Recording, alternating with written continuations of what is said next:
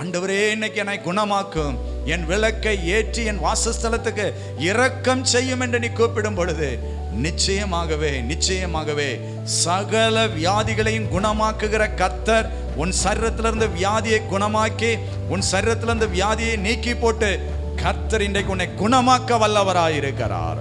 எசேக்கியா ராஜா சுவர்புறமா திரும்பி கண்ணீர் வடித்து ஒரு ஜெபம் பண்ணின, ஆண்டவரே என்னை குணமாக்கும், ஆயுசு நாட்களை எனக்கு கூட்டி தாங்க ஆண்டவரே. தேவ சமூகத்துல கண்ணீர் வடித்த பொழுது இமைப்பொழுதுல கர்த்தர் அவனுடைய குடும்பத்திற்கு ஒரு இரக்கத்தை பாராட்டி மறுபடியும் அவனுடைய விளக்கை ஏற்றினார்.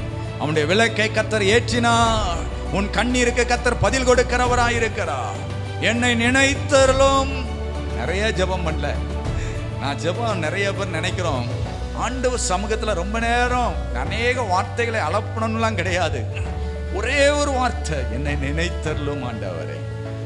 இந்த கண்ணு தெரியாத குருட நிறையெல்லாம் ஜெபிக்கல, எனக்கு இறங்கும் ஆண்டவரே, எனக்கு இறங்கிட்டா போதும், என் வாழ்க்கை வெளிச்சமாய் மாறிவிடும். என் வாசஸ்தலத்துக்கு நீர் இரக்கம் செய்யும் ஆண்டவரே. ஒனேசிப்பார் வீட்டுக்கு நீர் இரக்கத்தை செய்யும் ஆண்டவர். இரக்கத்தை கட்டளையிடும்.